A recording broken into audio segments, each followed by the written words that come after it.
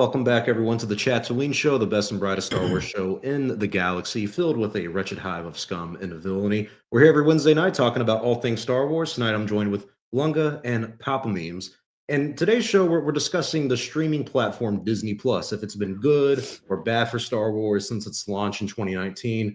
So before we get the show started, please leave a like on the stream. And if you really want to support the show, leave a super chat or become a channel member. All the money goes right back into the show because we got to afford equipment and we got to pay people for the contracts. Everyone's We're bound all by broke, life is what here. he's saying. So please help us. Absolutely, we are so broke. But let's get into the show. Disney Plus, Star Wars.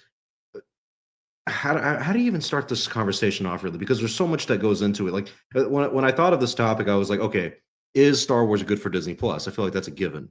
But is Disney Plus good for Star Wars? And I think that's where people in the fandom can start to be split on things. So it's been 5 years since this platform has launched. So just initially, give me your takes on Disney Plus and Star Wars so far. What do you feel 5 years down the line that Disney Plus has done for Star Wars as a brand, for it to be a streaming service? Go ahead, Longa.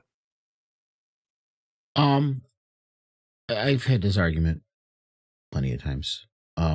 As a streaming service, yeah, it's had its struggles, but they all have. They all wanted to be Netflix, and somehow Netflix keeps winning, even though it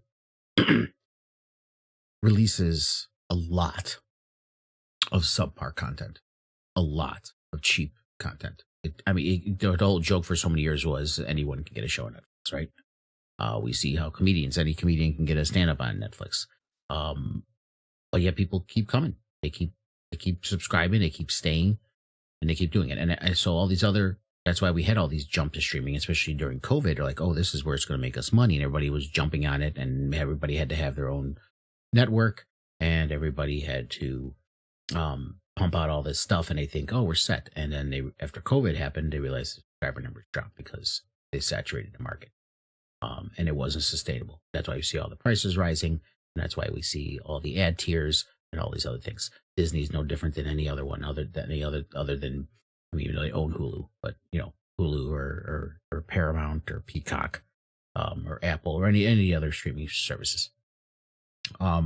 So I think Disney sometimes, because of the size of the company, which is funny because Apple is just as big of a company, just because of the size of the company, gets a lot of undue negativity to their streaming service compared to the others, when they're not doing anything different than the others. What's happening is happening across the board on streaming. It's not just Disney, right? It's happening to all of them to an extent. And it says something when we all, complain about if they just, DC, they made these shows so cheap. If they just made them so much better to get so many more views, which I push back on multiple times. I'm like, that's really not the problem, guys. It's not. Why? Look at Netflix. The content is sometimes so subpar and people still tune in. They still watch it. Even there's even complaints a lot. I mean, there's the whole Cowboy Bebop thing, which people went nuts over about how, the kind of woke thing, and people got upset. People still watch the show. So there's a problem in streaming. It's not a Disney problem. It's a streaming problem. Sure. Can we get into the minutia of the problems we see with Star Wars because of Disney? That's through the vehicle of Disney Plus? Sure. But is it because there's a problem with the streaming service itself? The problem with the streaming service is the same problem with all the streaming services. And now they're trying to slow down and make money again because they're all losing it like leaky faucet. Oh yeah, you're talking like hundreds of millions of dollars of loss.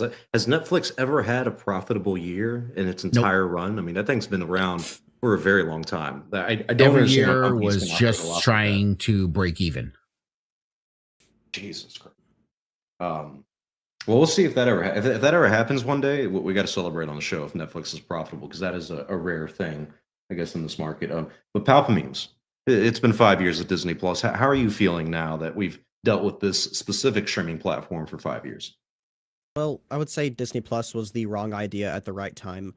Disney Plus relaunched right before COVID, which would have been considered the perfect time to launch a streaming platform. Unfortunately, they had the wrong idea with it of quantity over quality, and the amount of money that it costed to keep Disney Plus running and continuously make content with all these IPs.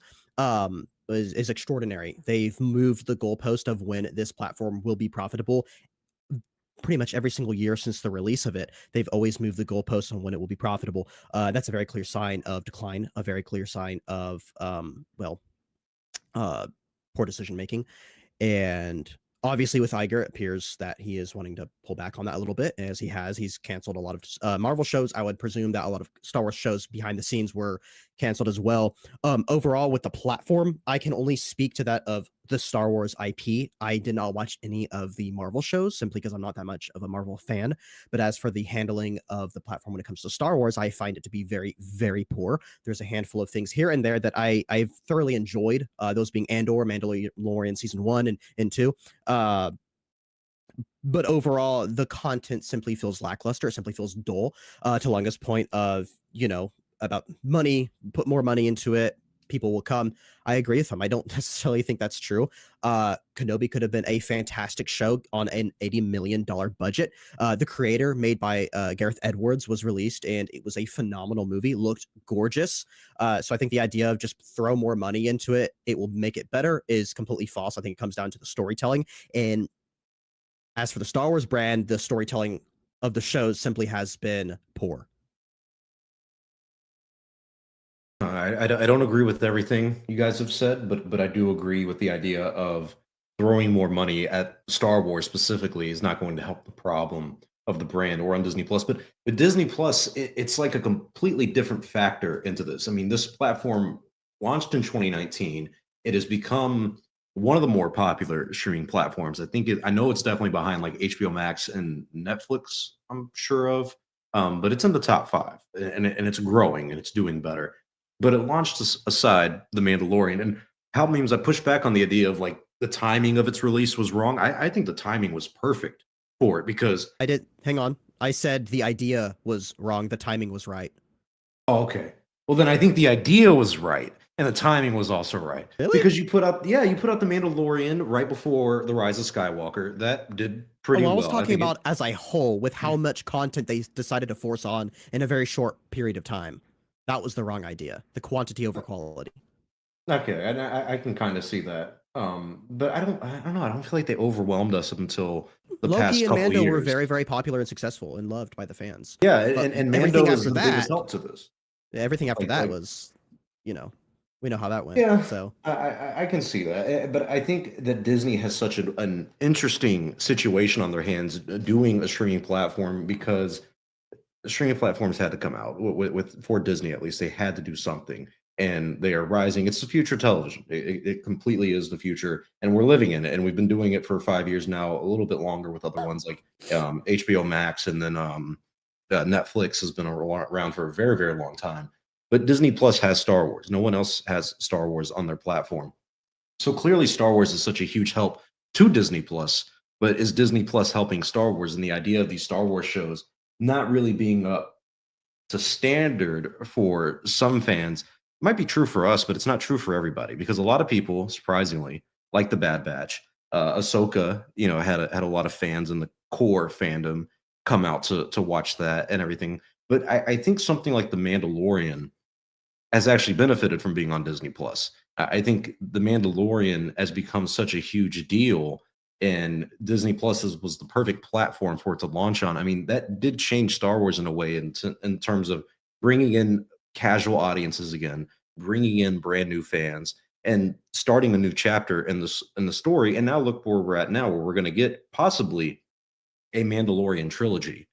So that's one of those things where I look at it and I go, okay, well, Disney Plus actually kind of helped us out there as the Star Wars fans. Because if we did not have Disney Plus for the past 5 years, I mean, we probably wouldn't get a lot of Star Wars shows. We've had a good amount of content come out in the past 5 years. I think we've had more content come out in the past 5 years than the 2015 to the 2019 run. Even though we've gotten no movies, and those years were filled with movies, a movie pretty much every year. It's kind of nice having Star Wars shows release on a streaming service, reliably getting 1 to 2 every year. Are they all bangers? No. And yes, there is an argument to you need to focus on quality over quantity, and they've done the opposite, especially with Bob Chapek. That's something Long has brought up a lot, where it was as cheap as possible and as fast as possible, and he dumps them out, and we get something like the Kenobi series, which the first episode did amazing in views, but the series wasn't really that good. And that's where it's the double-edged sword for me, where it's nice to get some of this content, but I would argue things like Kenobi watered down the franchise a little bit. Even Ahsoka, I really feel like Ahsoka can kind of water down the franchise as well with the poor reception that it had. So it's weird to me that we have something like The Mandalorian who really expands the Star Wars universe and the fandom and brings people in, and then you have things like Bad Batch or maybe even Star Wars Visions, which don't really get any attention at all. Do you guys feel like they should focus on things like The Mandalorian, like they have been exploring that Mandoverse, and just try to focus on the quality aspect of things? Or do you like that we're getting a lot of shows reliably every year, COVID or without COVID? Um, the problem that we just talked about, the quantity over quality, was headlines when it came to Chip. Like, yeah, I didn't just mention it. It's like not even like an off thing. It was like a serious thing. And you've had people coming out and heads at Marvel talking about what happened when Chapek took over. I know you guys like to say, well, Iger wanted the stuff pushed too because of the way he did the sequel trilogy, which is true. He's like, I want these out in so many years. Yeah. That's not the same thing as oversaturating a channel and putting all your eggs in it and wanting to give me this, this many a year, no money. At least Iger gave money for the movies. Okay. It wasn't like there was with the thing. And what happened with the MCU on Disney Plus, the similar thing that happened to Star Wars, the only saving grace for Star Wars is they didn't have as many shows as the MCU. Why? I know only likes to argue this, but the fact is when Disney Plus launched, despite the fact that The Mandalorian was big and that was what they used to launch it because of popularity, the MCU just has more of a viewership, has more fans right now. When Disney Plus launched, it just did. It's just a reality of it. It was a juggernaut with the 10 years of the first two phases, the few phases of Marvel. So this problem is inherent in Disney Plus. This is one of the problems that's inherent in Disney Plus. Is put out as much as you can, as cheaply as possible. People will watch. They'll just watch because it says MCU, because it says Star Wars. They'll just watch, and then people started getting disenfranchised. So yeah, could it benefit from raising the quality and releasing less shows? Of course. But I would also argue that Star Wars hasn't put out that many shows. I mean, it seems like a lot. When you compare it to how many Marvel shows are out, it's really not that much. I mean, what is it? Two? I mean, and again, we're throwing the animated stuff in there. And I know people think, oh, Lunga hates animated shows, which is not the truth. And I do not put them on the same level of live action when we're talking about this kind of discussion, right? Because an animated show is an animated show. Okay, let's be fair here. It's not like, oh, they rushed that season. That quality was so low. The animated show is the animated show. It's animated the way it's animated. Okay, it's the way it is in episode 1 is the way it's going to be in the last episode after some amount of seasons. So I don't put that, so when you take the animated stuff out, when you take out Clone Wars, the season 7, when you take out Bad Batch, when you take out Visions. When you take out any other animated stuff, when you think about the shows, how many is it a year? It's not that many. The MCU was putting out 4 with live action. We've only had 5 live action Star Wars shows: Obi-Wan, Mando, Andor, Ahsoka, and Book of Boba Fett. Yes. Now, when we're talking about the quality, well, let's contextualize this. What do you mean by quality? Are we talking about special effects? Are we talking about there's a lot of complaints, you guys, which is not a quality issue. You may not like the way it comes out, but they're using the volume too much, as compared to practical sets, which isn't a quality problem. It's just a choice problem, right? It's they chose to go with that over practical sets. And let's be honest, part of the problem is practical sets take more time, right? Which is more money. It seems like, they created a volume, right? So, so, to me, the quality problem is, again, it's indicative to what's going on across media. Okay. We have a new crop of writers that like writing the stories they like writing, and people are not reacting well to them because they're not the kind of stories we like. Right. And that's the problem. If there's a quality problem, it's the quality of the writing. I think a lot of writers are given a chance on flagship shows that should not be given a chance on flagship shows. Directors like Robert Rodriguez getting Book of Boba Fett. Right. Well, again, Robert Rodriguez, though. I mean, let's be fair. It's not like he was a nobody, right? I mean, he's a well respected director, among circles. Mhm. It's not like he's was just a nobody that came out of nowhere. It was just too much power, right? And this goes back to the same problem I had with Rian Johnson. Again, I think Rian Johnson could have made a spectacular Star Wars movie that even I loved if he wasn't in charge of the storyboard. You know what I mean? Give him the goddamn writing pen. Yeah. People. There's a fine line between allowing a director to breathe, right, and deliver his vision, and also saying, okay, but this is the story. This is Star Wars. There's certain things you need to remember when you're doing this. Spread your wings, Rian Johnson. Spread your wings, Rodriguez. Do all this shit. But remember and we could see this with certain directors, right? You could see it with Fujiyama. You could see it with Deborah Chow. You could see it with Bryce Dallas Howard. You know what I mean? They have a respect for the IP. And again, people think that a lot of times it comes from, they got to be a fan. I don't think they're all Fujiyama is a fan, but I don't think they're all like super fans of Star Wars. Yeah. You can respect an IP without being a fan. You can respect an IP without ever having watched it prior to doing something. As long as you educate yourself once you get the job, right? And have a respect for the IP. So when it comes to, for me, when I say quality, we get so bogged down sometimes in the sets and CGI, and this didn't look good, and this tree looked weird in the background. That's not the fucking issue. Because every tree looks weird in every fucking Netflix show. Okay?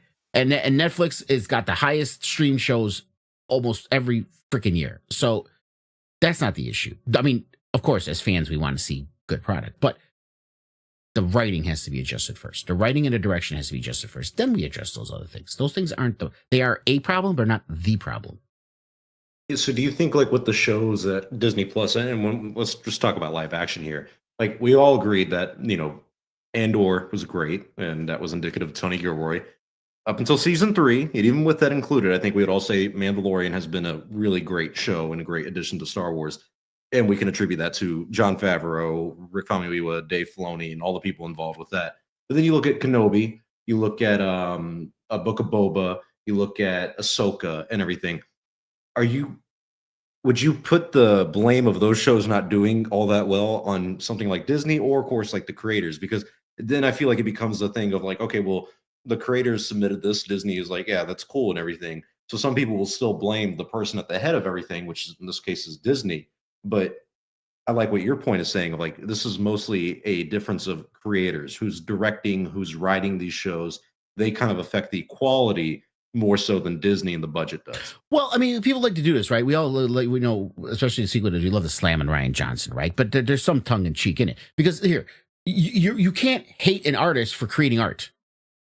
Okay, yeah. I mean, if you give him like it, but the canvas and they say all 4 corners of this canvas, this whole canvas is yours, do what you want with it, and then you get mad when he throws just buckets of paint on it, right, and takes a shit on it, and he says it's art because that was his vision, and you're like, this isn't art. Well, to the artist, it is. You gave him the leeway to do all that. You didn't say, okay, you could do all this, just don't throw shit on it, please. You didn't do that. So I can't blame Rian. The reason why Rian Johnson, I think, gets so much heat, I personally sometimes have some, is because he was so cocky about it, right? Mm-hmm. He was so cocky about it. It's like, well, if you don't like this, he gave you this air of, you're just not cultured enough to understand this Star Wars. You just don't understand, Lunga. You don't understand the complexity of my writing. Right, and that's when it becomes an issue, right? That's when, you're not just an artist anymore. You're a pompous fucking artist who thinks anyone's opinion other than yours or people who like it is beneath you. Okay, that's when there's a problem. But when you talk about just the people who did the shows that we're not happy with or whatever, they weren't out here screaming at the fans if you didn't like this just because. Well, I mean, there was people complaining about Kenobi saying you were racist if you didn't like it because of Reva. Sorry, Reva was a bad character. She was. She was written poorly. It's not because the actress did anything wrong. I think the actress did a spectacular job for what she was given. Okay, but the script sucked, and when it came to especially her portion, and the story behind her sucked. So, yeah, the artist, you can't give it when you, at the end of the day, it's the buck is going to stop with the creative team behind it. right? The team that said, yes, this is what we want. Yes, this is good, and give the artist, all the leash they want or no leash to do whatever they want. And so it falls more on them than the artist. If the artist is given a set of parameters to stay within, then it should be fine. But do you agree, or when you look at Disney Plus and Star Wars, and at least these 5 live action shows that have come out, as someone we call doom and gloom palps on the show, who do you doom and gloom over here? Is it the Star Wars creatives, or is it the executives at Disney? I mean, it has to go down on both. I mean, I want to go to Lunga's point of, we talk about the volume and stuff. My number one critique with Disney Plus Star Wars is not the volume, it's not the sets, it's not the budgets. As I said with Kenobi, you could have made a brilliant story on $80 million. And my problem not solely, but my problem lies on the bad writing. It's simple as that. When it comes to who's to blame, there's a lot of people to blame. If I'm a manager and my employee willingly is doing something wrong that's causing issues to my company I work for, and I let him do it, yes, that employee is at fault, as am I. I don't know if it's a one-sided thing, like who's to blame. I think there's multiple people to blame with this. Yes, there is a problem of make more, and we can have Lucasfilm saying, no, we don't have time to properly make this, right? So there is a lot of factors to it. And I question if slowing down would necessarily fix the problems, because I do think Lucasfilm internally does have a lot of problems. I think there's problems within their story team and all that. That I don't know if just necessarily slowing things down would fix the inherent issues. Like when we talk about Rian Johnson, you say you can't really hate the artist. Yeah, I don't think any artist should be hated. But I absolutely do put a lot of the blame of Last Jedi on Rian Johnson. Yes, he was allowed to do it, but he should have had an understanding that I am taking upon the 8th movie in this saga, the 2nd movie to this trilogy. Therefore, I do, as a writer... that goes back to what I said about you should respect the exactly. That's why I say I put blame on Ryan. I also put blame on Kathleen and her team for allowing it to be the way it was, because at the end of the day, they are the managers, right? And Ryan's the employee, and they're allowing him to do this willingly. So it's both parties are at fault for this. All right, artists don't care. They want their vision out, and and a lot of times they're happy with that. Brian it didn't hurt him.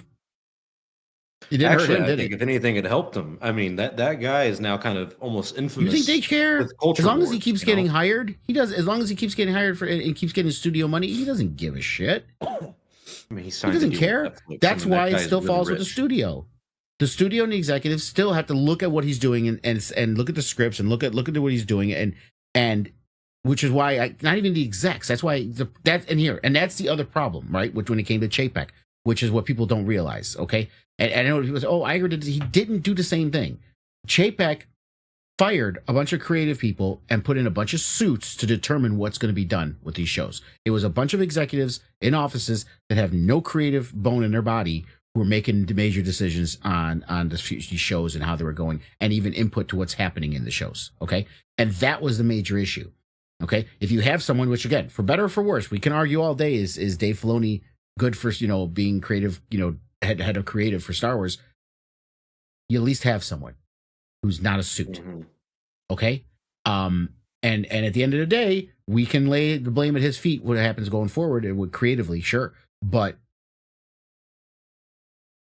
if not him, who? I've said this over and over again, right? If not him, who? Okay, so it's like, from the people we have, unless you're going to pull a name out of a hat, or go crazy like Only and think that Cameron's James Cameron. Okay, that's not going to happen. Sorry, but other than that, if not him, who? Right? So this is the best possible position we can be in. It's not suits determining it, and that was a big issue of the Chapek era, and that was a big issue with the direction of these shows, right? So. That's why I feel positive about what's going on. And again, with Iger coming back in, again, people could say his reasons are for shareholders. Of course, his reasons are for shareholders. Every CEO's motivations are for shareholders, because if the movies aren't making money, the shareholders aren't making money. So you look at what the movie and the TV shows. What's the problem with it? Okay, why aren't these doing what they're doing? And he realized, well, this is probably the issue, and he's rolling it back it's a good thing. But again, it's it's hard to say. It's like, it's true because you probably mentioned earlier, and it is true. Most likely when he talked about all the MCU shows that they kind of quietly canceled, there was probably some Star Wars stuff in there too, most likely. But I don't think it was as many, right? Because they were really top heavy on Marvel stuff. Right. Well, compared to Marvel's Star a much Wars. larger studio than Lucasfilm Right. as well. Right. I think. But I do think the time spent, and how quickly they wanted to put out the shows they did have, you know what I mean, and how much little direction they had because it was run by executives is a major problem. So yeah, but Yeah, I fully agree with that. On the stance of Star Wars, I also don't think Star Wars is in the best hands when it comes to Lucasfilm. I don't want to say, oh, it's Kathleen Kennedy's evil. I don't, I only know so much. We only know so much about what she has a say in and what she does put her say in. But let's just say this goes the way we believe it's going to go, and Iger gives all the creative control to the studios and all that. I still don't have a lot of faith in the current Lucasfilm studio. I think there's a lot of problems with them and their creativity. I don't think that's inherently going to fix the problem. It might help the problem, absolutely. But this is one of those things where it's like, I mean, we can only predict this. It's going to be a time thing. I would say, given the next 5 to 7 years, it's going to be the really, really big storytelling of did Iger's return kind of fix the problems at Disney or not? And from my personal view, when it comes to Lucasfilm, if it fixes the problems with Star Wars or not. And again, that's something we can theorize, but only time will tell. So I won't make a definitive conclusion on it. But I don't think that the problems as a whole are going to be fixed within the next 5 to 7 years. And that's why, you would call me doom and gloom and stuff, but there's a lot of reasons for that. It's okay. It's a cute nickname, and it fits you so well. I owned it. All right, and at the end of the day, Iger talks about the stuff. I mean, I don't think Iger personally took a list and went like this and then handed it back to someone and says, those are gone. No. There was a lot of people involved with it. He made the final decision, right? Or was part of the final decision, okay? Again, at the end of the day, what Iger's position mostly in when it comes to Lucasfilm, okay, is going to be what he thinks can be greenlit, right? Kathleen Kennedy might say, yeah, I want to I got these projects greenlit, and then Iger looked at it and says, what is team? And like, okay, looks like there's problems with these. I'm not giving you the money for all of this, unless you make changes. So that's what it comes down to at the end of the day. But again, my question, without the craziness of James Cameron only, both you guys, we keep talking about, oh, there's a problem. You mentioned how like there's a problem with Lucasfilm, they're not handling right there creatively. Okay, we have Dave Filoni, and I know we've all kind of had reservations, mine less than most, but I ask again, if not him, who? What is your ideal road for someone running creative at Lucasfilm, and not what kind of projects they should make? I don't want to hear they should make a movie about this, they should make a movie. That's not what I'm talking about. What person should be running that you feel confident in it? Sure. I guess I'll go first. John Favreau. Fuck off. Creative. I find Creative. Yeah, I find Tony. Yes, I think Tony Gilroy. Not that he would ever do it. Tony Gilroy being added to the creative team would be a phenomenal idea. He proved with Andor that given the right tools, he can make a beautiful story. That was just so fantastically well written and directed, and easily, objectively, the best thing that Disney has done with Star Wars. And so I think Tony Gilroy. I think Dave Filoni's heavily overrated. I've stated this many times. I don't hate the man. I don't dislike his work. I dislike a lot of his work, but not all of it. I think he's a good creative storyteller when it comes to Star Wars, but I don't think he's a good writer for Star Wars. And so I think bringing in someone like Tony Gilroy to kind of take the reins and kind of, get that cattle going, basically supervising, like, okay, we have this character arc. How are we going to actually develop it? Which Dave Filoni struggles with. And so I think he could be a really, really great supervisor on the creative team. I would fundamentally vote for him on that. But I think this is a hard question to answer though, because Lunga is right. If not this person, who kind of thing. And the reason my answer. Well, okay, yeah, but we're being realistic here though. I mean, even with Tony Gilroy, his knowledge of Star Wars is not vast. So that's why I say pair him with someone like Dave Filoni, right? And he's a supervisor. Okay, but then you got someone we've seen the work of that we're not a really big fan of, and then you got Tony Gilroy coming at it from a different angle. I think it is hard because Bob Iger said in his book when it came to buying Star Wars, there was nothing in the works. They don't have any directors except George Lucas. So it goes from George Lucas to a company as the creative control. That does cause some issues. And as diehard fans, I think all three of us would say we don't want Dave Filoni in control. But then it goes back to, well, okay, if not him, then who? And I mean, So yeah, kind of the idea of like, let's- at least yeah, if but there's let's- someone who has a coherent vision, right? Here, but As let's long not as there's someone. confuse. Let's not confuse head of creative with writing individual shows and episodes, right? Feige isn't writing all these movies and shows. He's storyboarding, right? He's planning out. That's what I'm talking about head of creative. Someone who has the plan, someone who has the vision, someone who's Speaking of him, what would we you talked want a about, Kevin which was Feige in there? George Lucas's strength, right? We knew he had his issues, in the minutia, and directing. Sometimes he needed other directors to come in and do stuff, and the script. He needed other people to put, look at the script and go, George, what the fuck is this? But as far as having the vision, as far as planning it out, as far as seeing this movie, this is how they all play together. This is how it all works out. That is when you talk about head of creative, right? They're not. Yeah, sure. I'm sure, as we've seen, Filoni's going to write individual things, right? But he's not writing every movie. He's not writing. I think we had this kind of discussion before when we were like, guys, he's not going to, because Only was like, he has a credit on everything. He's not writing all of them. It's not what's going Yeah, I know. He's involved. There's always executive producer Dave Filoni. God damn it. So but we got to remember that like your point to Gilroy. I'm not saying that's he's excellent writer, right? And he has vision, but as far as being head of creative for all of Star Wars, like Only said, I don't think he has the Star Wars chops. He doesn't know Star Wars to be the head of creative. Not that he can't. Obviously, he could write a Star Wars show, and/or again one of my favorite, if not the favorite shows. Sure, but to oversee the vision of Star Wars, to understand the whole universe, how it interconnects, and its past, its history, its future, its present. That's a whole different monster, right? Yeah, I guess I was taking the question more as who could we throw into this writing team, to this group? And I think Tony Gilroy working in pairing with Dave Filoni would be a very good thing. Yeah. And that's the thing, right? Filoni is going to be Filoni, as far as we know. I'm sure maybe he has some oversight from Kathleen Kennedy, because remember, as far as we know, there's nobody above him except Kathleen Kennedy. Okay, pretty sure he's going to be the one hiring writers and directors for this stuff, or he's going to be in the room with the people who are hiring him. Carrie Beck is going to be the one who hires them, and then Dave Filoni is going to come in at the beginning of every production and oversee kind of things, make sure everything lines up. I'm pretty sure he's going to be in the room for hiring.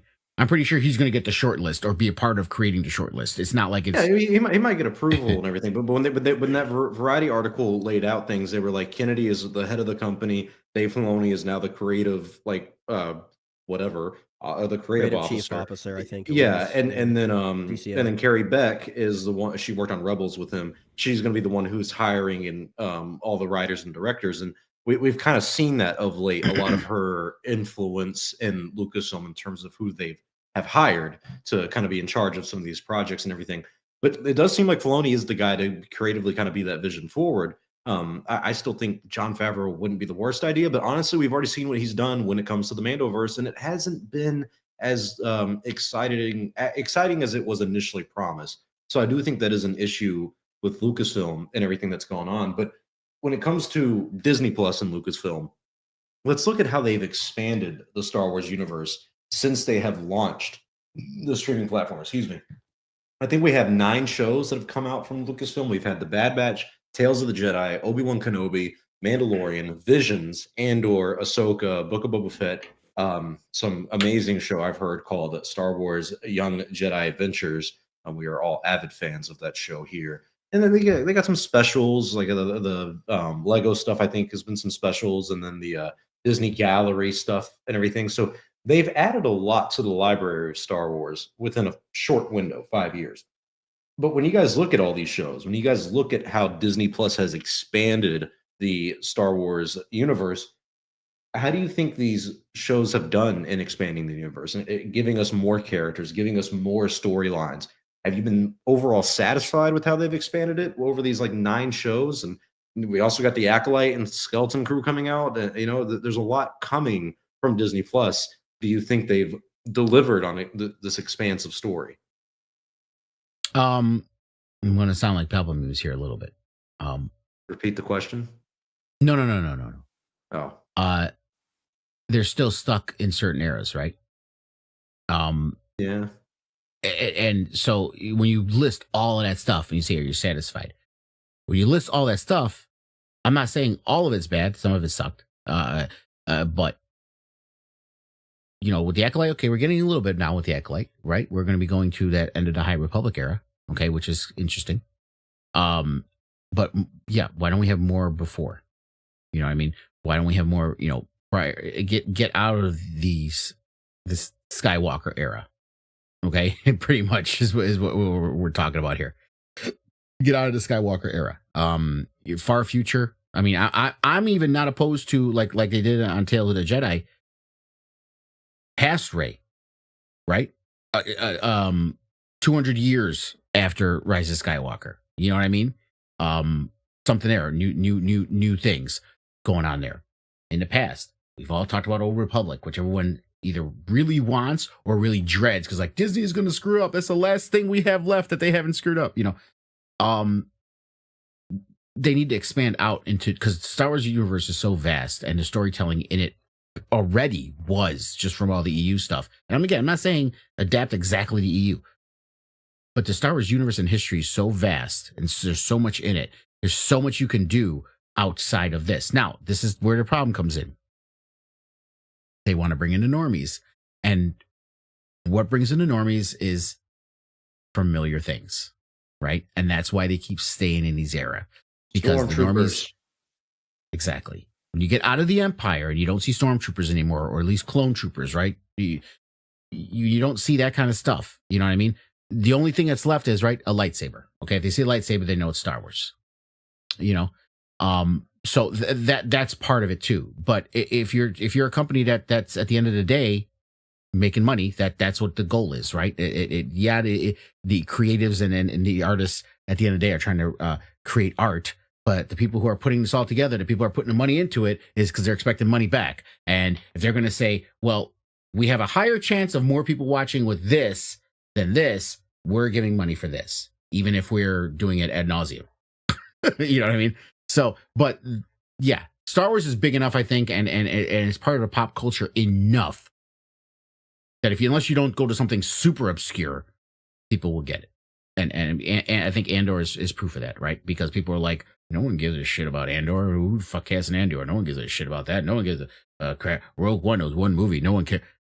But it worked, So you can still do stuff that's outside of the known things in Star Wars and still bring in normies. So my biggest complaint, I would say, if there's a dissatisfaction, is that they could do more. I'm not saying they shouldn't have done what they did. Just maybe if you took out a couple of those and put in some other stuff, you know what I mean, from outside of it, that might have helped. I would trade Tales of the Jedi for a Tales of the Sith show within a heartbeat. I mean, even Visions. Visions was creatively unique and everything. But no, you're right. They are kind of stuck in this little time period. And a lot of these shows have not taken a lot of risks. Some of them have been very safe. Like that Kenobi series was a very safe series. And a lot of people were kind of torn on that. But Palpamemes, with the way they have expanded the Star Wars universe with Disney Plus, like Lunga brought up, we have Rogue One into Andor, and we got the Kenobi series, we got Mando, Book of Boba Fett, Ahsoka. Have you been happy with this expansion of the Star Wars storylines? No, not really, not one bit. I mean, besides Not one bit, not even Mando, not even Andor. No, you're not happy with those? I don't believe Andor expanded upon the Star Wars. Don't call him gloom and doom. I don't believe. How did Andor? I'm sorry. Did you say Mando? I'm sorry. Guys, I'm sick today, so I'm a little bit Joe Biden syndrome. Andor and Mando have expanded the Star Wars universe. I think in a good way. Yeah, let me start with Mando. I don't believe Mando really expanded upon the Star Wars universe. Yes, we have some characters here and there, but everything's still very interconnected. And I think that's a big problem with the Mandoverse. Andor, sure, I guess expanded on the Imperial Cog All right, that was very interesting. But in terms of expansion, it didn't really expand on the Star Wars universe. Everything that kind of happened, we already knew for the most part that was going on. Besides maybe the prison, that they were making up sentences to bring in these prisoners to build parts for the Death Star. That was really cool. That was an expansion I'll give. But what we have here is anomalies, and the anomalies don't change the rule, which the rule is it's been very safe. But even with the things that are safe, they've been very poorly executed. And I would rather you attempt to make something unique and bold that doesn't necessarily hurt previously established media, which doing that they would need to expand to new eras and do new things. That's why, even though I'm not that excited for the Acolyte anymore, I'm still more than willing to give it a chance because these are new characters. This is a new storyline. This is a new era, which I think is the right move to go. With Lunga's point when it comes to like the executives not seeing stormtroopers, therefore, we can't. I understand why we think that. I think if Disney and Lucasfilm genuinely feel that if there's not familiarity when it comes to like stormtroopers, Empire, and all that, that it won't lead to viewers, I think that is extremely wrong and extremely ignorant. The Acolyte already has more views than the Mandalorian season 3 teaser and official trailer. It has more views, almost, I want to say, than the Ahsoka trailer, which is all familiarity. And so I think that proves that people are more than willing to give this a chance, despite the fact that it's with all these brand new characters and a storyline we really have no idea what it will be about. And it really, for me, it comes back to if they want to do a Boba show, Kenobi show, etc., that's fine. Inherently that's fine with me, and I was very excited for them. But the fact that they did these shows that were inherently safe, yet they still screwed them up, that speaks volumes, and it makes me wish they weren't made in the first place, because it's like, okay, I'd rather you mess something else up that wasn't a pre-established character, because now I just look at this whole thing weird, and it's not very coherent anymore. And that's kind of how I look at it on how Disney Plus has expanded on Star Wars. Is I really don't think it has. Besides new characters, it really hasn't. As long as they weren't speaking volumes in the volume. That's great. It's going to be great. That's going to be great. It's going to be great. God, I fucking love George Lucas and his meme abilities. But no, I push back. I do think Mandalorian, that series, has expanded Star Wars. I mean, adding the Mandalorian culture, yeah, we can pull a lot from the EU and everything, but the whole "this is the way" has really become popular, and it really did expand what we know. Which is why I called it an anomaly. Right, there was anomalies within that, but the rule of Disney Plus really hasn't. Ian, is it the anomaly though? If it's really like the gold standard, first season expanded on it. Seasons 2 and 3 really didn't. I know, but the problem is you keep calling. It almost feels like a supportive defense function to keep you saying how much you're displeased with it, because everything that you do like is good. You can only call so many things an anomaly before they're no longer an anomaly, right? You can't keep calling The Mandalorian and/or things you do like anomalies, because there's anomalies. Yeah, I said, one. Right, I said Andor didn't really expand on the Star Wars universe, besides maybe a couple things here and there. As much as I love the show, and yes, The Mandalorian had lines like "this is the way" and all that. Sure, you're absolutely right about that. But I'm talking about the universe of Star Wars. It really didn't expand upon that. But he did, though. I mean, look what happened with the Ahsoka series, introducing it to us to a new galaxy and stuff like that, or the Mandalorian giving us a lot of backstory on what happened to Mandalore and everything that is going on with that culture and everything like that. And then Grogu as a species, and then finding Luke. We haven't learned anything about Grogu as a species. That's no. I mean, we learned that they. We hang on. Well, we did learn something. We learned that there's we still know who the hell they are, but also that if as a child it's a 50-year-old baby, and that now we have 3 of these species that are all force sensitive. We might not get the questions we want answered, but still, that I think the Mandalorian, out of everything, has expanded the most, considering the fact that it helped spin off 2 shows, Ahsoka and then Book of Boba Fett. And those did not. I mean, Ahsoka expanded the Star Wars universe a bit, but Book of Boba Fett surely did not. But no, I think the Mandalorian did expand the Star Wars universe in unique and good ways. And I agree with Lunga. I don't think either Andor or Mando or anomalies to this franchise or what's been going on. I think out of the 5 live action shows they've done, these 2 are the standout golden standard ones. And that I want more of that, but it shouldn't be 2 out of the 5. It should be all 5 are really good. Or maybe you have one that's just not so good. But still, and I honestly call it. And 1 that's out how of I 5 look because, at it. again, I think don't overall, believe- Mandalorian and Andor were really good. Ahsoka and Kenobi were middle of the road, and Bob sucked. I mean, Yeah. both of them. yeah, I But think no, all I three wanna are kind of meh. I want to push back again. Like I said, Mandalorian has things that yes expanded. I don't believe Andor really expanded on the Star Wars universe as much as I thought the show was brilliant. Again, I think the only thing I can really think of is the Imperial cog and the prison machine. That was really cool. I like that. That did expand. That was a very small part of the show. So I would call it more 1 out of 5, right? If we want to say the whole Mando culture, absolutely, yeah. That was cool. I like that stuff. But if you're 1 out of 5, even if you're 2 out of 5, that's still a very small percentage. That's still very low. Yeah, no, I agree with that. I'm just saying that you got to give more credit to Andor and Mando for what they did do, because even simple things of them doing that heist, and you have like the planet with like the meteor shower going on Yeah, above it and the everything. eye, That's a very beautiful like Star Wars moment, something that adds to the franchise that is And I'll very absolutely special. give it credit for that. It was very creative and it was gorgeous. Yeah, it really worked out well. And the story was woven so well into that sort of planetary idea. It was great. hmm And it does make the Empire seem a little bit more sophisticated than we've seen in other Star Wars projects. But Obi-Wan let's go Kenobi. into let's go into the actual numbers though. Longa, can you bring up the some of the Nielsen numbers that we have for these Star Wars shows? It's not all of them, but it does paint an interesting tale, especially with this one. This comes from the Hollywood Reporter, and it's based off of Nielsen ratings, and it's the Star Wars and Marvel shows going against each other and viewing time and everything like that. Mando season 2 is far and away the best. I mean, they knocked everybody out of the water, and it's crazy to me how we would talk about Marvel versus Star Wars and everything, and Marvel is clearly the more popular brand within the past 10 years because of the amount of content they have just fucking pumped and dumped out. I mean, Jesus, I don't think I've not seen a new Marvel thing since I was like 10, and it's just nonstop content. But looking at this, Star Wars is still doing great.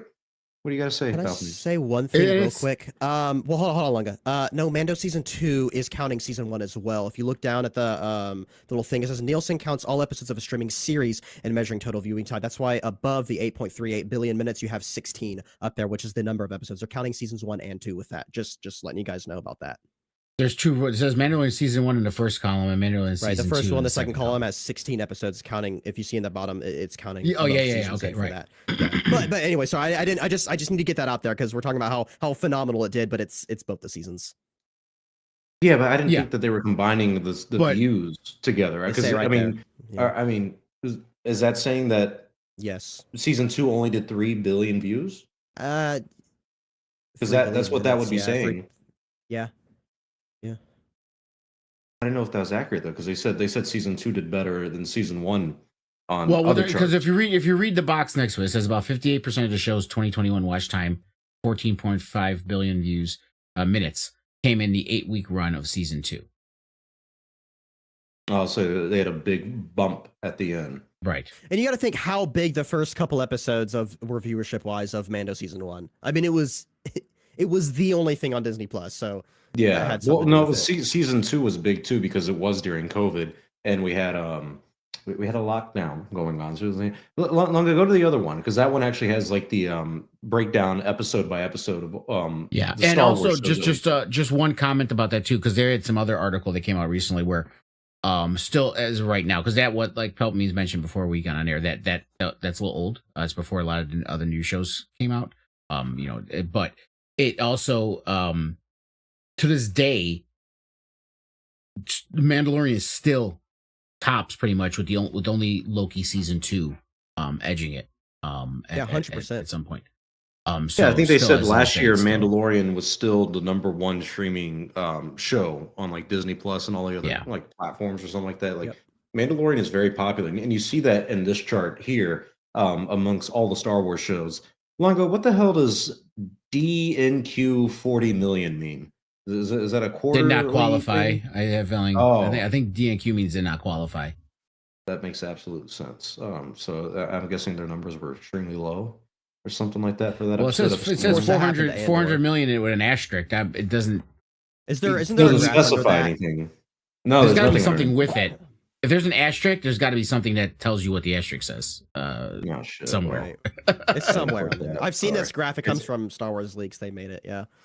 Yeah. Big shout out to Star Wars Leaks. No. Yeah, no, Don't piss me I off. think this is interesting. Well, I don't give a fuck about but because you look at a lot of these shows, like when I look at Book of Boba Fett, God, did it start off so bad? I mean, it started off rough, and then it kind of picked up, dropped, picked up, The picked up, and it episodes. just kept The going. Episodes. With the got higher Mandalorian in in the time as last well. two, I'm pretty confident that's what helped us out so much. Is Din Djarin came back in episodes 5 and 6, Well, bumped you it up had a Luke, lot. And remember, then, as well. oh, that too, yeah, Luke, and Yeah. and don't forget, we got that right here on Chatooine. We were the first to say Luke would come back. But don't You forget know, our favorite girl in Star Wars, Ahsoka. Don't forget her. She was just standing there doing stuff. Well, she crossed her arms a couple times. I don't know if You remember she that. did, you remember she did that in the show? Oh, I remember remember that. the crossing of the arms. Yeah, I remember. Just like the show, because I remember I watched that show and I remember that show. And it's so Therefore, good. it was because- good. Only send me the link where you found this graphic, by the way. the Star Wars Leaks thing. I think I have it saved on Star Wars Leaks, actually. On Yeah, my if you Reddit, can actually. put that in Let's the see if I can Discord find it. You real guys quick. keep going. I'll see if I can find But, this. but Ahsoka had something even different. Where the first episode, I think was it the first 2 or was it the first 3 that dropped at once? I think it was the first 2, right? The first two. That's why they Okay. have it in one. If you look at the graph, they have 1 and 2, one block. Each one. Yeah. So the first 2 did really well. I mean, 800 million is great.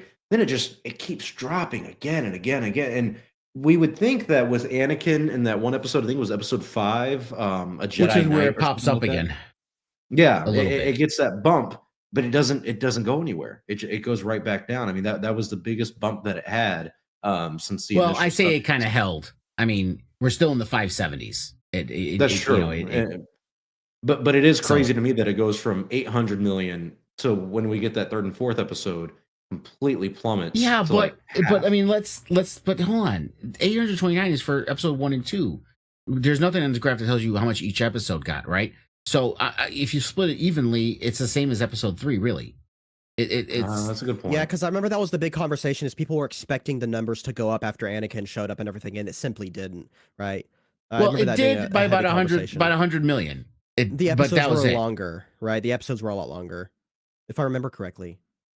Well, and I think And- that by and- that point and too, the that's the other story was thing. getting Are the M's now? I gotta ask again because This is I'm saying minutes. is this millions or minutes? Millions, It's minutes viewed. millions of minutes. millions of minutes. Okay, so not MM, Yeah. just M.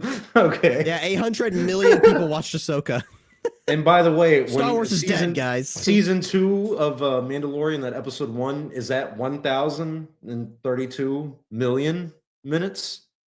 Is it a billion? I mean, I don't understand. Million, that's million. That's how This is why I calculate need 'em. this chart qualified. This chart looks like someone put it together on fucking Excel. Okay, I don't have any They context did. to this chart. It's Star. Yes, it's but I have Star no Wars leaks. context to this chart. When know. Star Wars leak. There you go. You see, no. I am. That's it. This is going down. Fuck you and your Star Wars leak bullshit. This is some nerd who puts a bunch of shit together on a fucking chart with zero fucking verification of the data. Okay, No, just puts I an know, M. I know. Million. You just say yourself. hold on. What does million minutes mean? It means a fucking Right. billion. More than What? fuck it out of here. Million minutes. So I remember seeing this chart. No, these numbers are taken either directly from Samba or Nielsen. I remember seeing this chart. They said it was and- Nielsen. Okay, yeah. So then these numbers are consistent with the numbers that we were looking at from the Hollywood Reporter post. Well, why didn't one of them put this together? Because they're not fucking nerds. Because nerds it doesn't love show this good things shit. for Lucasfilm. Nerds love putting this shit together. To We're be all like, autistic about these "Oh, numbers. Which Let's see which how many story did millions better of than minutes this? were watched from Nielsen. That But would give us an idea anywho, of quality. I do think the numbers do reflect, interesting things about, Star Wars. Like with Ahsoka and the viewership kind of dropping off. I was like, all right, maybe the quality of the show wasn't all that great. Same with Book of Boba, starting rough, not doing so well, and then you get Mando Do you think episodes. the episodes got Everyone- better as they went on only? When Mando showed up, yeah, I Oh loved boy, it. those were horrible. Except for 5. 5 was okay. 6 Oh, was those- a war crime. I think the Mando episodes were the best part of that I entire. find 6 to be a series. certified Star Wars war crime. Star Wars only. I genuinely feel that Which way. one is 6 again? The What one happened? where in Luke that? Skywalker was an asshole to Grogu. He wasn't an asshole. You gave him a He choice. fucking was. He said, He may "Do you try want to be a appear like Jedi not or an do you want asshole. to be a son?" Yeah, I think. yeah. All You right, can only stop choose with the one of asshole. two. Yeah, because he was trying to be caring for him. He's like, he didn't want to go down a road that he couldn't complete something. Okay, so he's like, you know what? And he even was understanding. Listen, if you love your dad and that's what you want to be with, Yeah. I get it. Yeah, But I'm just telling you, or if you want to go down give this the option road, of, hey, I will let you have a relationship with your father as I wanted to have one with mine. yeah, while but still again, trying to be a based Jedi, on what? right? It was Based on what? That's- On your that's the vision of what based Luke on should what? be? no, based on what could have happened. What should have happened? Based on Yeah, what? but- Of who? Luke Hold Skywalker on, that was hold trained on. by Of who? Luke Obi-Wan should be? Kenobi. I'm sorry. Luke's entire arc is founded on his compassion and love and understanding Sure. of family, right? Sure, to save his father from the dark side. Right. Willing Right. to sacrifice his own self to save his sister. What does it Yeah. have to do with What does how that you do- train? Yeah, I was about to say, what does that have to do with anything with Give him Grogu? the option to do both.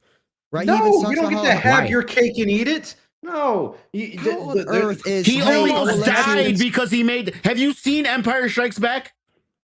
Have you How about seen you have- Star Wars? Okay, and yes, he absolutely was an asshole. An asshole is the person who would send a baby in an empty X-wing to a war zone. But I think that was in episode Alright, 7. well, though. that Not So- a baby. He's Okay, 50 fucking. years They literally call him the old. child.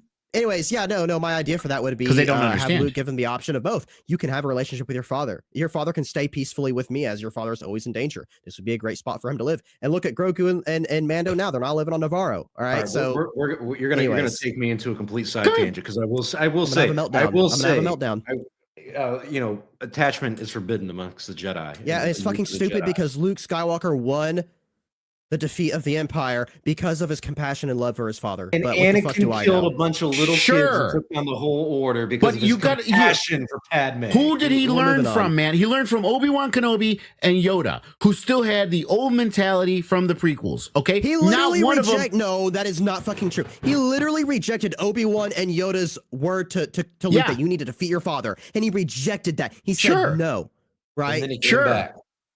Sure, that wasn't about leaving attachments. That was about I'm not killing my dad.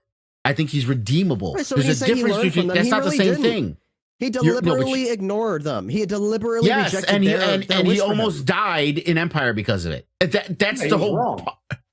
That was the whole thing. He even came back to Yoda. I Well, was no, wrong. I this- shouldn't have this- left. this- That's no, what he this told happened- Yoda. No, this happened in Return of the Jedi as well. Return of the Jedi, they literally hit Obi-Wan and Yoda, and he goes, "How could you not tell me?" Right? He's rejecting their wishes. No. In Return of the Jedi. not No, rejecting that's their being wishes. pissed at They why want- didn't you tell me he was my father? Yeah, you were right, sending me to and- kill this and man without they want- telling they me want he was him my to kill him. father. And Yeah, they also, want yeah, him to kill him, and he's like, "No, I won't. There's got to be another way." And he goes the compassionate Jedi route. Like they didn't think that there would be a way where he could turn. but right. Luke So he was the only one who rejected could them. turn him. Yeah, You're confusing he wasn't compassion. learning. You can be He compassionate became a without Jedi. attachments. So No, how no, no, do no. you reject him if he became a Jedi? We're confusing words here. Compassion is not the same thing as attachment. That's not the same thing. That's true. Yeah, that's true. You can be compassionate. That was literally even the prequels. That's what Qui-Gon was trying. You can be compassionate for people, okay, and help without attachments. That's what they kept trying to teach. You can have compassion without holding these attachments. Right. Just because as long as you understand, compassion is meant for anyone, not just the people you care about. That's the whole point of it. But no, again, we're confusing. His feeling his father was redeemed with not having attachments. It's not necessarily the same thing. They don't really link, right? He didn't have an attachment. He didn't know who his father was. Right. He was very attached to his family though and his friends. Right. And he Uh, did what he did yeah. for his family and friends. Right. And he almost After died. Vader- And he told Yoda in Return of the Jedi, No. I shouldn't have left. Well, even in I Return mean, of the Jedi, he does the same thing. Vader threatens his sister, and what does he do? Out of his attachment for his sister, he goes against his own will and says never. And look what happened. Would have, Yeah. And it Was made it a dark? He mistake. And realized had he's to wrong. catch himself Right. again. It was a dark Right, side right. move. He threw down his lightsaber and he said, "No, I'm a, But to I'm say a that, Jedi, no, like to my say he father doesn't have his before me." attachments is wrong. But anyways, Yeah, but with the whole Grogu thing, we're just saying that I don't think he was a fucking asshole in that. I do. He sent him in an empty X-wing in the war zone. That's a fucking. Okay, yes. Why do that we? was Why do we stupid, still? but- Okay, we're going on a tangent again, but I don't care. I know colloquially it's the child, it's baby Yoda, it's baby Grogu. Listen, motherfucker, the guy's running around in a goddamn fucking Mandalorian suit of armor. He's being trained to be a fucking Mandalorian and shoot things. He was going to be training to use a fucking lightsaber and be a Jedi. Star Wars has legit put children in danger the entire time. You have 12-year-olds fighting in the Clone Wars. Stop. Yeah, the Jedi were assholes. Yeah, and they were assholes. They're fucking assholes for that. How does that not make them assholes? So he's just being what a Jedi is then, an asshole. Jedi that's a dick move. I thought the whole he's doing all Jedi's did. And Luke and Legends was like this, that he overcame the weaknesses and failures of the previous Jedi, right? It was consistent through that, from Return of the Jedi into the expanded universe, Luke Skywalker. You can say, oh, that's there we go. There we go. Maybe. Expanded universe. That's where it comes in. We're talking about the Luke movies. Skywalker leagues better than the way Disney handled him. Again, I'm not saying you're right or wrong on that. There's a lot of a lot of stuff in the expanded universe. I liked Luke in that. That's what I wanted to see. Sure, I'm not saying you're wrong. But again, we can't use the expanded universe as this is what Luke is. It's what I would have liked to see him as. Consistent for the character. No, it's way more consistent for the character of Luke Skywalker. It absolutely is. It's consistent because all those books were written before you were born, and that's what you knew. So my date of birth. I'll tell you what. No, I'll tell. No, it does make a difference because I saw those movies without any of that context. I saw those movies without any of that context. Which movies? The original trilogy. Those books didn't come until decades later. Well, that doesn't matter. I didn't read the books until way after I watched the original trilogy. What does that have to do with anything? But what he's saying is people like you and me, because we did grow up with the expanded universe kind of being a reference of characters. The prequels, all this other stuff, right. Yeah, we can look at Luke Skywalker Jedi Academy came out in the 90s. Okay, but I mean, still, time is real. Like, I was born after that, and I still read that decade after the Return of Jedi. Yeah, like those add a new context to the frame of Star Wars and who Luke Skywalker is. So when you do something like the sequels, it's a new context now where it's like, oh, all that old stuff doesn't matter. So it does kind of jar your memory a little bit because you're like, damn, like I remember. I guess my end point for that, for bringing the EU up was, in comparison, yes, they wrote a much more consistent Luke Skywalker that fulfilled his yeah. Again, I'm not disagreeing with you. I would love to see that. I don't think it's fair to say, well, you're young, so you're using that in the context of this. I'm like, again, I mean, like, you talk about your father, and this is not a dig. You talk about how your father was a big Star Wars fan, right? And you and your dad talk about Star Wars all the time. Isn't that what you have said? We talk about it good amount. Okay, so you don't think during your early childhood learning about Star Wars from your father that those books that he all knew about and all the other context that didn't come into play to how you learn things? Because my dad doesn't read Star Wars books. Did he know anything about it? Are you telling me I doubt it. I highly doubt it. He did not read the books. Okay. Yeah. No, I'm being straight up with you. Yeah. No. You're a diehard fan. Like even being a diehard fan, that you get to know about these legends, material, and everything. Like my scope and view of Star Wars is vastly different because of what I know about the expanded universe, about things like the Rule of Two, the Rakatan Empire, and the Sith history. Like it is hard separating the two in your mind. Like it's very real, honestly. But anywho. Let's get back to Disney Plus and Disney Star Wars before we close out today's show. The last little note on this is, how do you guys think Disney Plus and the shows and the content that they put out there for Star Wars, how do you think that has impacted the fandom overall? Because things are very different from having movies release and the fandom's reaction to that, and then having these shows release and the fandom's reaction to that. Because we've all hated Bad Batch, but I discovered apparently there's a massive wave of Bad Batch fans on Twitter. Just like you discovered those are massive Rebels fans. Just like you keep discovering there's all these fans that you can't understand how they exist. Yeah, they exist. He's like because he grandpa that goes outside. But no, I discover them because like when Rebels is coming out, I'm very active on the Star Wars, social media stuff, my Instagram and everything, YouTube. Wasn't a person in the world going out there be like, oh, Rebels is so amazing. And then years after the show comes out, all these kids grow up and I start hearing Rebels is better than Clone Wars. I'm like, what the? Listen, where the fuck did that voice come from? Okay. I gotta say the age matters. Okay, because we gotta go through on this topic, guys. Listen, these kids, these people who are loving the Bad Batch and stuff right now, they're all young. They're all relatively young. These are what you saw. What you guys were when the fucking prequels came out, and we were like, "This shit sucks." You're like, "This shit's awesome." Okay, that's the same thing. I was the 12-year-old standing by you, being like, "No, it does suck." All right. Okay, and you were the fucking weirdo. Okay, I am. Most kids don't lie that you weren't like all the kids around you saying this is awesome. You're like, "The fuck's going on with you guys?" You were the fucking weirdo, and you know it. Yes, I was. As I would say, Star Wars only was the anomaly. Yes, exactly. Yeah. All right, question. Go ahead. Okay. Do you think? I'm sorry. What do you think the impact of these Star Wars Disney Plus shows have had on the Star Wars fandom as a whole? The Star Wars fandom was fucked before the Disney show started. I'm sorry. I'm sorry. I get so tired of this. The impact on the fandom. The impact on the fandom. You know what the fandom are? A bunch of fucking dumb idiot nerds like us. That's what the fandom is. Okay? I'm sorry. That's what it is. We all have opinions, and they're all like assholes. They all stink, and no one wants to hear from them. Okay? This whole. Again, this is not me saying fuck the fandom, right? You want to make stuff that they enjoy, because at the end of the day, it makes us happy and it makes you money, right? It's a win-win situation, okay? So not doing that seems silly, okay?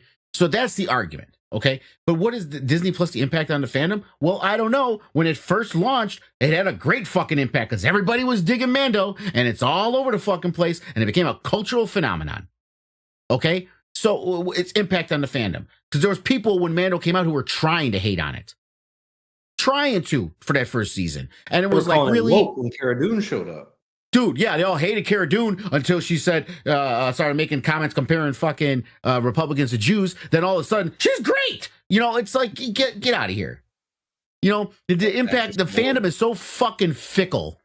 Okay, and again, I'm part of the fandom, so I'm not excluding myself in this. Okay. But the fandom is so fickle, and we can find fault with every little thing. And you know what? Us three, we're running a podcast. So, of course, we're going to be like overly discerning of these things, you know, and especially for watching things we may not be watching normally, but we're watching because it is. And listen, I'll be honest with you. I know we joke around about a fucking Bad Batch. It wasn't for the show when we were watching it. You want the truth? Even if I wasn't new to the show, I would be watching it. Because I want to see Star Wars. Now, am I that person who keeps fucking, you know, Einstein, the definition of insanity is doing the same thing over and expecting different results? Sure. Okay. But I keep watching it because I might see something I like. And I like Star Wars enough. And I'm not that guy that's so jaded that you see out there, fuck this, I'm going to find something else and start buying fucking cheap indie fucking comic books that is just nothing but fucking reductive fucking rehashes of shit from the fucking 90s because adult man children want to relive their youth instead of seeing something new. Okay? So I want to see something new. And even if at the end of the day I don't like it and I bitch about Bad Batch all the fucking time, I'm still watching it. I was watching it today. We're giving it a shot. Right. I didn't have to watch it today. We're not talking about it. Okay. Thank God. But I watched it. Okay. So, you know, its effect on the fandom. How about this? You could have no Star Wars. And there's people who, and the saddest thing to me is the fans that say, I'd rather have no Star Wars. Then what's the point? What's the point of being a fan at that point, if that's what you're going to say? They just want to remember all the old stuff that was good so they don't have to remember. Yeah. Remember Edit? Oh, I remember. Remember Chewbacca? I love to remember Chewbacca. It's my favorite one to remember, if I'm being honest. And then Rey killed him in Rise of Skywalker. Palpamemes. As someone who was the youngest of us, even though I'm only older than you by like a couple months probably. Months from your age, but that's okay. Wait, hang on. I turned 25, like I think in a month. So okay, will I be we're like a year and a a couple months because I turned 24 in July. Hey, all right, so yeah, and that's literally my middle son and my youngest daughter, exact same ages. Yeah, it's funny how off like a year or two. Off by a year or two. They were born 97, 98. So you were just created to like look after us young dumbasses in the world, and we're not even biologically your children, and you still have to watch over us. No, and my middle son doesn't give a shit about any of this, any Star Wars, he doesn't give about any movie. My daughter likes the prequels, and she's like, I have no shame.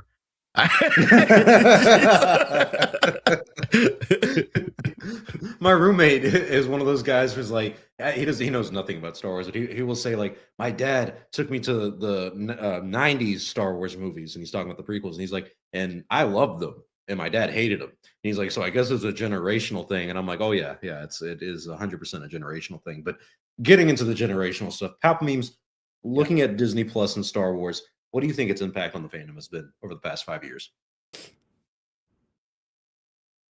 I would say the large portion of the impact of the fandom in a negative sense was already done by the sequel trilogy. yes, we had the little bump from The Mandalorian, but that didn't last very long. In hindsight of the decade-long run that Disney's been on with Star Wars, um, I think we are experiencing a similar, but not to the same extent, issue of Marvel, which is the oversaturation. That said, I think you can put out a lot of content that's all really good.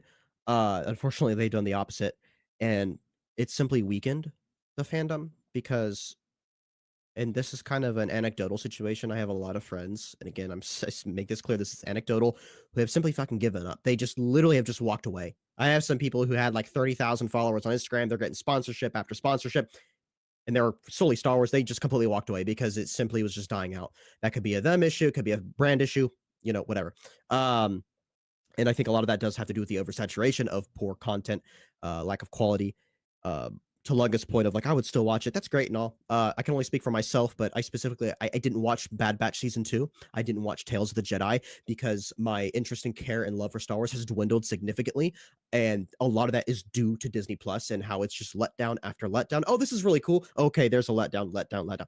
And that stuff adds up. I know we can talk about, oh, it's just us hardcore Star Wars fans, but I don't know if that's true. I genuinely believe that that does bleed into your casual audience, which is why we do see numbers like we looked at with the Nielsen ratings earlier.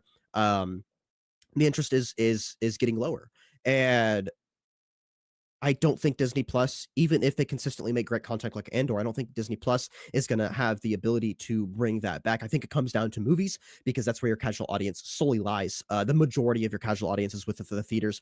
And that's why I've always said, like, these next 5 years of 5 to 7 years of Star Wars are arguably the most important time for Star Wars as a brand, because we got shot by a nuclear missile with the sequel trilogy. Whether you like them or not, it's the truth. It caused a lot of issues with just your casual Star Wars audience simply not being invested anymore. And so it's been a long time since these movies have come out. And so there is the chance that, okay, maybe they've learned from their lesson, but if they don't fulfill that properly, I think that's going to cause very, very severe damage once again. And your Disney Plus viewers are not equivalent to the viewers of those who are watching movies in the theaters. And so for that reason, yes, it Yeah. impacted the fandom, but I don't think it necessarily changed the Star Wars casual audiences all that much. The only thing it really would do is reiterate the idea that, okay, Disney's not handling Star Wars very well. This goes I back to would the same say- discussion, right? It goes back to the same discussion of streaming, okay? Because Marvel is the same thing, okay? Marvel still made last year almost $5 billion in movies, okay? With Doctor Strange 2, wasn't that, it was, well, between 2022 and 2023? Yeah. Yeah, they still made almost $5 billion, okay? The last Ant-Man and Quantumania and the Marvels kind of stunk it up a little bit. Ant-Man Quantumania wasn't too bad. It still almost made 500 million, but the Marvels obviously 200 million. But they still made almost $5 billion, okay? And if you go back another year, you go to the Spider-Man, I mean, they still made a shit ton of money with their shows not hitting the same numbers. So you can't equate the success of a show to how the IP as a whole is doing. Now, Marvel is struggling because their last movies have sucked too, okay? They need to do a course correction. This is why I say, especially considering how well Mando did, better than most, the movie is going to be a fucking gangbuster. And to Palpami's point, yes, that's where you see the normies come out, is more in the movies, not necessarily TV. You know, people looked at stuff like Game of Thrones, the phenomenon that it was. And let's understand why let's think of shows that were phenomenons. Game of Thrones, Breaking Bad, Sopranos, right? Those kind of things. What do they all have in common? They were fucking amazing. They were all very adult themed, graphically violent shows. Yeah, and they got more graphic too. Like Game of Thrones is really like, so that's season Right. 1. They pushed the envelope pretty far. Yeah. And then he came back with House of the Dragon, even after pissing off fans, and House of the Dragon is doing even better than Game of Thrones was doing. So it's a different animal. You know, it's not the same thing, guys. It's your Marvel shows, your nerd shows are not the same. Even though Game of Thrones is supposed to be a nerd show, right? It's high drama, man. That fantasy is high drama. There's sex, there's violence, there's a lot of very adult. Okay. Whereas our comic book stuff and Star Wars, there's still some childhood stuff in there for that, guys. It's not the same thing. And I know people say, well, families. Yeah, but you know what? Disney's still got the highest streaming movies. Their movies are kicking ass if you look at the Nielsen's. You know what I mean? So it's just families aren't watching this together. It's the nerds watching it. And the normies will come out for it when they see it at the movies. Ooh, Star Wars at the movies? You tell a normie, oh, did you see what Star Wars show? Star Wars show? No. You see Game of Thrones? Yeah, why? Because everybody's talking about it.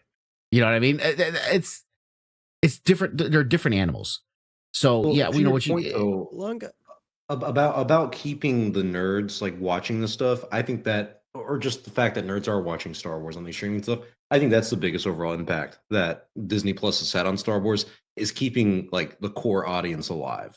Not like it used to be, not like with the movies, or if we're releasing good stuff and everything, but having something every year to put out to keep the Star Wars fan base maybe not happy, but just to throw them a bone. I think that's kind of the biggest success of Disney Plus and Star Wars. And like Palpamemes was saying, some people have completely tuned out of the entire franchise. After like Book of Boba Fett, they're like, you know what, this stuff sucks. I'm done with it. But for the overall fandom, it's like having a fire, and when the wind's blowing, the fire keeps going and expands and everything like that. It gets bigger. We didn't really have to deal with a lot of that if we had nothing releasing. If there was no wind at all, that fire would completely go away. But the fact I want that to we get answer one couple question fires. What's up? in the chat. Exalt said, okay, Shogun is everything those shows were. It's a phenomenal show. Why isn't it a phenomenon? I love Shogun. 9 million views and beats the Bear season 2 of FX's biggest Hulu premiere. It is becoming a phenomenon. We're not even done with the first season yet, Exalt. Everyone's talking about the show. All the critics are talking about the show. All the talking heads are talking about the show. The views are up. Everyone's watching. The premiere it. got 10 million it is hours. a phenomenon. It is. Yeah, So huge. yeah, And it's a great It's a show. lot. If you guys have not watched, yeah, it is. Shogun, I oh my watched it. gosh. Love it. Me and my roommate have watched every episode so far. I can't wait for the series to kind of come to an end and everything. But like, I didn't even know there was going to be another season until you just mentioned it. So that makes me happy. But we just put it on one day, and oh my god, is it great! Incredible show. If you haven't checked it out, Yeah. be like Japanese, and they're supposed to be speaking Portuguese, but they speak English for us. Yeah, common someone folk. said it in the chat. I don't understand why I didn't speak. Well, I'll tell you why. I mean, like, what was the movie Mel Gibson with the Passion of the Christ and then Apocalypto, right? It was all in subtitles. I get it, but it's like I cannot watch a show where the entirety of the show I have to watch is in subtitles. That does hurt a show. So that's And it why I does had take to away make your that decision. attention too. Yeah, Does it? yeah. People don't tune back I watched in. Godzilla -1, and I mean, it is a movie. That's a granted. movie. That's a movie. It's not That's a movie. series. That's Yeah, a movie. that's what I Yes, was gonna it's say. I said it might be different. So Yeah. okay, it's a series. Yeah. I guess And if you also binge half the watch movie, it. half the movie is. I mean, it's not quite the same thing. Well, I mean, there's a show called yeah, but- Dark that's German and it's very good, but you Yeah. either watch it with the dub, which is horrible, or you do it in the original and watch the subtitles, and you miss some things. It's German's a very literal language, vastly different than English. But thank God we don't have to deal with that with Star Wars. Could you imagine if there was an entire like episode in Huttese or something like that? Or gosh. it's like the holiday special where it's just all Wookiees. You just got to figure out what the fuck they're saying. All right, but before we wrap it up, final question, and it's a simple one: has Disney Plus been good or bad for Star Wars? I will say it's been either. It's treading water. All right, that's fair. So When you collectively put it all together, it's treading water. that's fair. All right, Palpamemes, good or bad? Not bad. The things that were most important, like Boba Fett, things that matter to the fandom, like Kenobi and all that, were pretty poorly done. The things that don't really matter as much, like Andor, was the thing that was just phenomenal. That's not to take away from how good the show is. It's just that the impact. And so I would say it's been bad for the fandom, or for the brand. Sorry. Well, and I'm gonna break this to. I think this is gonna be the first time all three of us have had different, not opinions, but conclusions on stuff like this. I'm gonna say it's been good. I know there's been bad. I know there, and the bad has been bad. I mean, it's just been bad. But something like Andor, something like Mando, I think there is something to it, especially something like Mando, where it really did add a resurgence in popularity to Star Wars. We're getting possibly a trilogy. That's what Brendan Wayne, who came on the show, and he said, I hope they do a trilogy. We're at least getting 2 movies. We're getting the Mando verse. We expanded in a lot of ways. That and keeping the fandom alive like it has been, not alive, really, not as alive as we remember when, the movies were coming out and everything like that, but still having something that the fandom can kind of sink its teeth into, I think has been very important.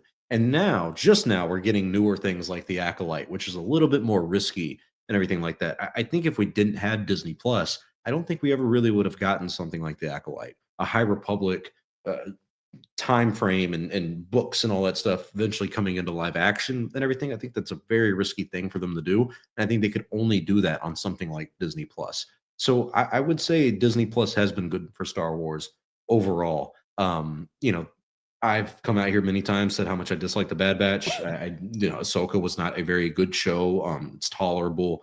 Kenobi was horribly disappointing, and Book of Boba Fett is a war crime of a show. But I got to tune in every week with you guys, watch it, chat about it with the fandom, chat about it with you guys. As a Star Wars fan, it kept me engaged in Star Wars. Whereas if these things weren't coming out, we've had nothing over the past 5 years, don't think I would even be doing Chatooine to this day. And I agree with Palpamemes that even though some of the stuff has come out and everything, it still turns people off. I haven't done anything on my channel in a minute. Like my channel has been, up in the water because I don't have that same passion for Star Wars that I did even 5 years ago.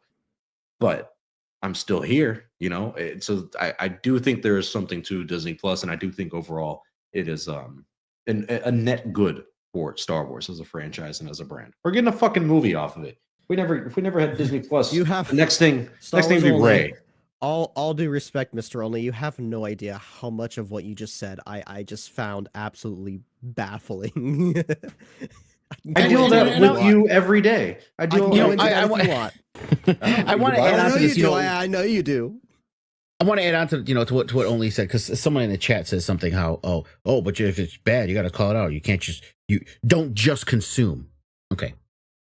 We don't. First of all, we first of all, what we do here week in, week out is criticize, accolade, a lot of criticism, right? Especially Bad Batch. Always. As far as the don't consume, don't just consume. That's no different than me telling you, don't just hate it, watch it.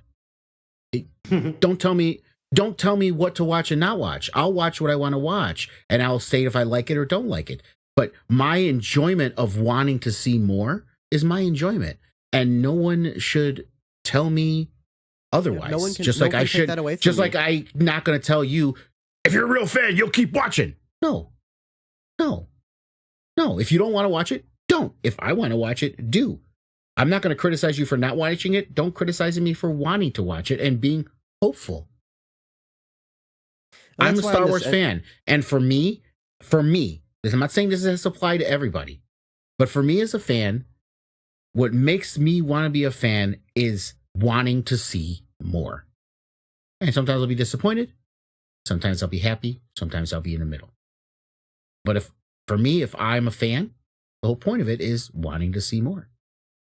And living as long as I have, shit changes. We survived the prequels. I know people have this nostalgic fucking memory of it. Okay, we survived the prequels. We survived the people versus George Lucas. Okay, things evolve, and they change, and sometimes they evolve past you, and that's okay. But at the end of the day, people shouldn't be criticized for what they want to watch or don't want to watch. Listen, Raylos have their fucking view. I only criticize them for being fucking nutbags and attacking people. Okay. Oh, but if that's what they like, if that's what they like and they want to see it, go ahead, see it, watch it. Yeah. Cool. And that's why I want to say I'm looking at this question. I know that comment wasn't in direct correlation to this question, but that's why I like with this question, I was answering it based on a more objective, broader point of view rather than my own personal, like Star Wars Only. You brought up like, oh, I wouldn't be doing Chatooine Show for Disney Plus. I fundamentally agree. For us personally, it's been great because of Chatooine's been awesome. But from a brand standpoint, I gotta look at it. I'm like, no, I don't think this is done too good. I think a break for Star Wars would do wonders for the brand if they They took just said that the brand is worth $12 billion. Oh boy. So let's break those numbers down. That is not that's not profit. That's how much they've grossed in box office. The majority of that was from the sequel trilogy, naturally. That's not taking into consideration the amount of I didn't say anything about profit though. I'm just saying it's worth, like, Disney Star Wars today is worth more. The valuation of Mando and Grogu as merch is huge. Like that's $1 billion, that $2 billion jumped right the numbers there. up, just that. Yeah, no, I think Star Wars is far more valuable now than it was when Lucas sold it. I mean, honest to God, I know you don't agree, but yeah, even without my personal opinions of it keeping the fandom alive or anything like that, Disney Plus has been good for Star Wars. I understand like the bad in it and everything, and Bad Batch and okay. From a quantity point of view, yes, it has sustained. From a quality point of view, would you say, just yes or no, would you say it has overall hurt things more than it has helped? Just yes or no. Because you hate the majority of shows. Overall hurt things more than it Yes, you helped. dislike the majority of shows on Disney Plus. So I'm asking No, you. I don't think that's really hurt as much as what they put out has helped. I think the help of the Mandalorian and Grogu far outweighs the damage that something like I guess Ahsoka or Book of Bob has done. I disagree. Yes, the Mandalorian isn't great phenomenon. I don't think you hated Ahsoka only. I didn't hate it. No, I don't hate any word. of these. Yeah, hate is a strong, but I'm just saying that but I'm just saying that, like, okay, wow, Ahsoka wasn't a hit. They're not going to make a lot of merch from it. So fucking what? All right, it expands the story a little bit. I'm talking about the brand, the story of Star. Right. So okay, but the brand goes into the merchandise though. If the brand is doing good, merchandise is doing good. Money's doing good. The show's good. The movie's good. The place is going to make money. You know. I know, but what I'm talking about here is Kenobi's a very important story to Star Wars, right? And I think you and I can agree that we both. Okay, maybe I won't use the word hate. I loathe the show. I think it was a complete disappointment, and I think it really hurt the story. Right? That's very impactful to Star Wars. Right? Yes, Grogu and Din Djarin were cultural phenomenons. Absolutely, I will not deny that. I question how big they are now, years and years later. I absolutely question that. But certainly they were good for Star Wars back, when they released. But overall, I don't know how good the phenomenon of Grogu and Din Djarin were accumulates all the negativity surrounding the other products on Disney Plus. I guess that's where I'm trying to go with. Okay, but you say the negativity though. I don't think the negativity is that big of a deal. I think the negativity comes from, yet again, diehard fans online.